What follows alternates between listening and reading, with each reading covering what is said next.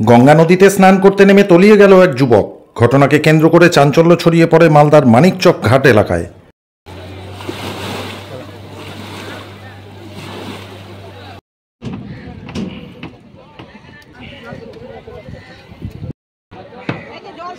জানা গেছে যুবকের নাম সুরজ ঠাকুর, বয়স আনুমানিক 21 বছর, বাড়ি কলকাতায়।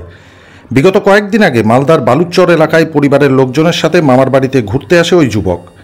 এরপর সোমবার দুপুর নাগাদ পরিবারের লোকজনের সাথে পুজো করার উদ্দেশ্যে মানিকচক ঘাটে আসে ওই যুবক বলে খবর। পরিবারের লোকজনদের সাথে গঙ্গা নদীতে স্নান করতে নামে সে। তবে নদীর প্রবল স্রোতে তলিয়ে যায় সুরজ। পরিবারের লোকজনের চিৎকারে নদীতে খোঁজাখুঁজি শুরু করে স্থানীয় জেলেরা। খবর পেয়ে তড়িঘড়ি ঘটনাস্থলে ছুটে আসে মানিকচক থানার পুলিশ বাহিনী।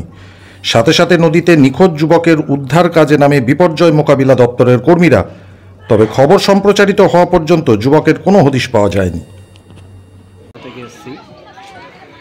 এখানে আমার ছেলে ছোট বাচ্চা, তার মুন্ডন হতো, তাই কারণে আমরা এখানে এসেছিলাম। উনি এসেছিলেন হাওড়া থেকে আমাদের বাড়িতে পূজা দেওয়ার জন্য। স্নান করতে গিয়ে সবাই স্নান করে উঠেছে, ওইও ওঠার চেষ্টা করেছে আমার ভাগনা। কী কারণ 5 মিনিট পড়ে গেছে না কী হয়েছে, তারপর থেকে এখনও মোটামুটি 2-2.5 ঘন্টা হয়ে গেছে, তাকে খুঁজে পাওয়া যাচ্ছে। কী নাম যে ডুবে মারা গেছে ওনার নাম হচ্ছে সুরজ ঠাকুর। বয়স কত হবে? বয়স মোটামুটি 21 বছর।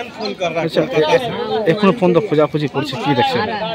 হ্যাঁ, প্রশাসন তো এসছে, মোটামুটি আমরা ফোন করেছিলাম থানাতে, যখন ডুবে গেছে তার 1 ঘন্টার মধ্যেই। তারপরে মোটামুটি ঘন্টাখানিক পর, 1-1.5 ঘন্টা পরে এখনো খোঁজাখুঁজি চলছে। এখন খোঁজাখুঁজি চলছে। এখনো উদ্ধার হয়েছে? দেহ উদ্ধার কিছু পাওয়া গেছে? চলছে, পাওয়া যায়নি। ঠিক আছে। আচ্ছা, এটা কোন জায়গায়? এটা কোন জায়গাতে ডুবে গেছে? মানিকচক ঘাট। ঠিক আছে। আপনার নাম? আমার নাম সন্তোষ ঠাকুর।